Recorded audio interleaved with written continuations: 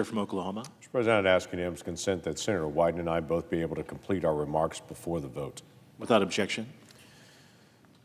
Mr. President, I do appreciate so much my colleagues coming to the floor just to be able to talk about the scourge of fentanyl and what it's really doing in our communities on this. Senator Ricketts, Senator Moody, Senator Budd, Senator Hoeven have spent a lot of time laying out the challenges that we really face. I think most Americans know it and have seen it. They just don't realize how fast it's really moving. 10 years ago, we had 700 deaths in the country due to fentanyl. Last year, we had 87,000. That's the acceleration we've seen in the decade. The vast majority of fentanyl used to come across the border from, quite frankly, China. It was being mailed in, and then active work was done to be able to shut that down. It started coming through Mexico. That is aggressively, we're taking that on, and the cartels and the criminal organizations are shifting more and more to Canada to be able to find ways to be able to move it in. And the Canadians have seen that and have noted that as well. By the aggressive actions that they have taken. But just to give you a quick glance at this, dealing with just the fentanyl issue, in 2020, the Canadians interdicted 1,000 pounds of fentanyl precursors. In 2021, it was 11,000 pounds. So that's the acceleration that's also happening for these criminal organizations that are trying to be able to move fentanyl into our country and, quite frankly, into Canada as well. So we're grateful for their partnership, but we definitely see this as an emergency. A decade ago, the United States did not move fast enough to be able to stop the movement of fentanyl into our country, and we've lost tens of thousands of Americans. President Trump is determined, and quite frankly, this Congress is determined, we're not going to be asleep on that again. That we will take it very, very seriously. It is a very big emergency to be able to move. So I thank my colleagues for coming here to be able to talk about it today. Mr. President, I also wanted to be able to spend some time talking about an issue that we have that we also have to address. And it's a totally different subject, but it's dealing with unemployment insurance that was actually done during the pandemic. This may not seem a big issue to some, to say that was a long time ago when we were dealing with the pandemic. Thankfully, it's more and more in our rearview mirror. But during the pandemic, we had billions of dollars of unemployment fraud that occurred during that time period. Billions. Where criminal organizations saw that America was moving fast to be able to stop the unemployment problem that was in our country. Obviously, during the pandemic itself, the United States quickly ramped up to be able to provide benefits, and criminal organizations ramped up just as fast to be able to go after it. During that time period, as far as the Inspector General has seen at this point, the Inspector General has identified $191 billion with a B, $191 billion of unemployment insurance that was inappropriately distributed. $191 billion. You may say, what's the issue with that and why are we bringing it up now? Well, unemployment fraud is a criminal action. It has a 5-year statute of limitations on that. The first of the unemployment benefits were actually put out 5 years ago this week. That means criminal organizations that moved quickly to actually try to go after unemployment insurance that did not qualify for it, 5 years ago this week, if we have not actually started that prosecution of them, they're going to get away with it. And you know what? Next week, there's another group. Next week, there's another group. Next week, there's another group. And until this body determines that we need to stop unemployment fraud and we should not allow criminal organizations to get away with $191 billion of tax dollars, they're going to continue to get away with more of it every single week. So, Mr. President, what I bring is actually a solution to this. It's a simple extension of the statute of limitations for the unemployment insurance. This is simple. This is straightforward. This is already overwhelmingly passed the House of Representatives. It passed with a vote of 295 to 127. That is 83 House Democrats voting for this bill. This is a very bipartisan bill, and this is just a straight extension of this so that we stop the fraud that we know 100% and our inspector generals have already identified and says has occurred to the tune of $191 billion that we know of. So, as if in legislative session, I ask unanimous consent that the Senate proceed to the immediate consideration of calendar number 29, H.R. 1156. I further ask the bill be considered read a third time and passed, and that the motion to reconsider be considered made and laid upon the table. An objection. In the right to object. The senator from Oregon. Thank you, Mr. President. First of all, I want it understood.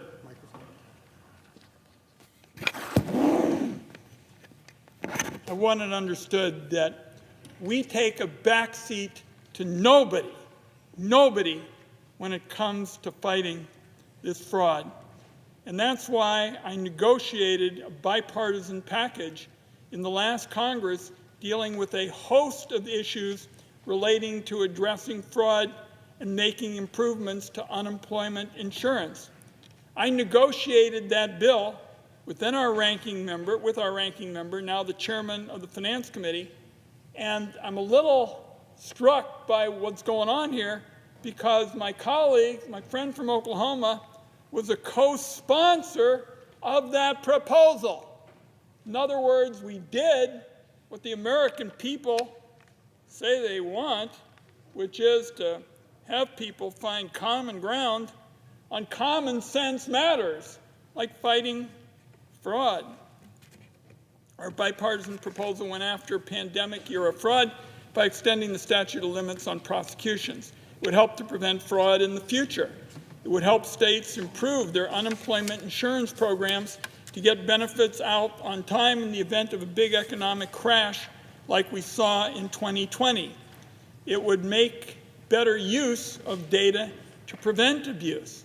It would protect people who got overpayments entirely due to somebody else's mistake and who may not even know it to this day. So I will tell you, I think it is odd at best, but certainly disappointing, that our Republican colleagues have decided to walk away from a really good bipartisan agreement. The proposal they brought to the floor is much smaller, it's much narrower. In fact, instead of looking forward, it's looking backward. No improvements to unemployment insurance, no fraud prevention looking at the future. In fact, the bill before the Senate actually cuts $5 million of crucial fraud prevention funding that Democrats secured after the pandemic. So you ask yourself, why are Republicans attempting to make this cut? Because the nonpartisan experts at the Congressional Budget Office looked at this narrow proposal my colleagues have brought forward. They've said if Congress were to pass this bill, Republicans would spend more money trying to track down fraud than they'd actually recover from the fraudsters. So government efficiency is something we're all interested in. You got me at hello on the concept of working on those kinds of issues in a bipartisan way, but here's a Republican anti-fraud proposal that loses taxpayer dollars overall. And to pay for it, they'd cut future fraud prevention. That just strikes me as defying common sense. Another issue with this approach I want to highlight. The bill now before the Senate fails to provide any protections for workers who got overpaid through no fault of their own. Colleagues may remember that when the Pandemic UI program was created, it was in the midst of the COVID crisis, highest unemployment since the Great Depression, tens of millions of Americans out of work, entire sectors of our economy essentially mothballed. Congress scrambled to create an unemployment insurance program for Americans who weren't eligible for traditional unemployment insurance. Without it, a whole lot of people would have gone hungry and lost their homes. In the rush to get urgently needed relief to those out of work, some states made mistakes, provided a number of workers more in unemployment than they were entitled to. These workers didn't defraud anybody. A lot of those people who received overpayments had no idea that they got more money than they should have. The issue is some states are running their unemployment insurance programs with decrepit old systems they can barely keep up, and they made mistakes.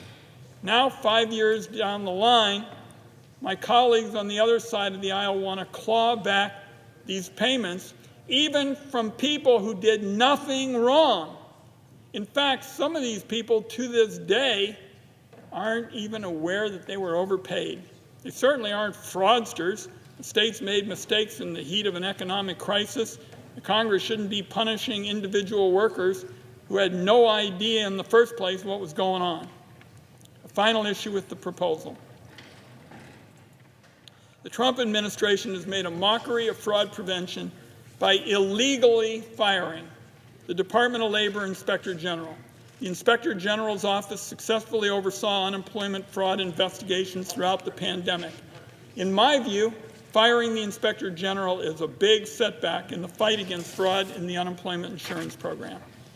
The Trump administration has also given DOGE unfettered access to unemployment insurance claims data.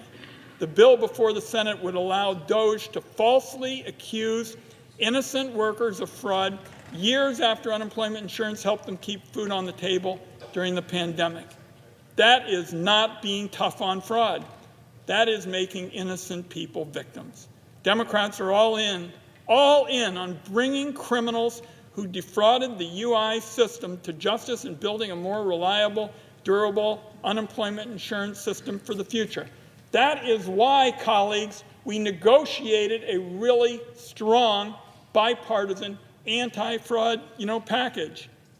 For the life of me, I don't understand walking away from that package now, especially in favor of a narrower proposal that would lose taxpayer dollars and sacrifice the effort to fight fraud. So therefore, I would ask the senator to modify the request so that the Wyden substitute amendment, which is at the desk and is the text of the Wyden CRAPO Unemployment Insurance Integrity and Accountability Act, be considered and agreed to. The bill as amended be considered read a third time and passed, and the motion to reconsider be considered, made, and laid upon the table with no intervening action or debate. Is there an objection to the modification? Reserving the right to object. The senator from Oklahoma. My friend from Oregon, and we are friends, and we have the opportunity to be able to serve together and work on a lot of issues, is correct. I'm glad to be able to see a larger proposal to deal with unemployment insurance. It's been an issue for a long time. But this is one of the most classic examples of saying the perfect is the enemy of the good. Today, we have people getting away with fraud. Today. And we can do nothing about it because the statute of limitations has run out. The House has passed a bipartisan bill by a wide majority to deal with this one problem, and they have come to an agreement on a wide bipartisan majority to say, let's at least solve this part, and then we'll work on bigger solutions later. What my friend is recommending is to say, no, let's force everyone to work on the bigger solution, and every single day let more people get away with fraud until we come up with the bigger solution and can agree on it. We should stop as much fraud as we can today and keep working on the bigger solution to be able to get the bigger issues done. If I can also say to my friend, he knows this bill well as well, this is not about incidental actions that have happened to someone who accidentally filled out something or a state did something inappropriately. This bill is very clear. That's why it had such a strong bipartisan support out of the House. This is about criminal actors. These are people that criminally engaged in large-scale fraud deliberately. It's $191 billion out there that the Inspector General under the Biden administration even identified. So I want to do as much as we can on the unemployment insurance side, but let's do things as quickly as we can to be able to stop criminal activity and to be able to prosecute those individuals. So knowing that, I will not modify my request. Objection to the modification is heard. Is there an objection to the original request? Reserving the right to object. The senator from Oregon. So let me make sure we're clear with my friend, because we do a lot of work together and I'm looking forward to continuing it. I don't see much to object to this afternoon. We both want to be all in on the fight against fraud. Those were the first words out of my mouth. Let's go all in fighting this horrendous fraud. And that's why we worked so long in a bipartisan way, because you're not the only Republican from the committee who worked with me, and it's a large bill. It deals with a big problem. And for the life of me, I can't figure out why we aren't dealing with a big problem and not creating innocent victims, more of them. So at this point, I guess there's gridlock today, but I want to extend the olive branch again, which I've been doing from day one. I want a big bill that goes after big-time fraud in a very aggressive way.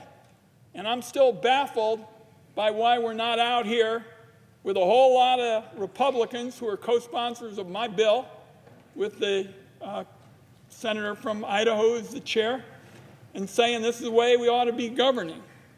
But I object, and Mr. President, I hope we're back. The objection is heard. Mr. President. The senator from Oklahoma. Working on a larger proposal in the days ahead.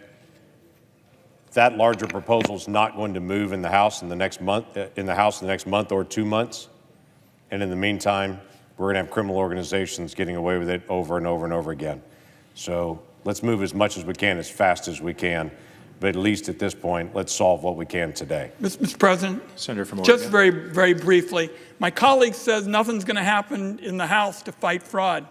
I got to tell you, I don't see any fraud caucus out there in either the Senate or the House. There are no rallies for people who are committing outrageous fraud. I think we ought to move. We ought to move here. We've done the hard work.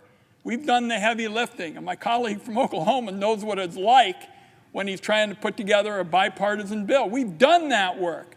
I think we ought to move here and then talk to our colleagues in the House. Why don't you now pick up on the hard work we've done, and we'll get serious about fraud. So we're going to continue this conversation, and I've always wanted to work with my colleague from Oklahoma on these kinds of issues, and we're going to stay at it until we deal with big-time fraud in a big-time way in the United States Senate in a bipartisan way. Mr. President, I yield back.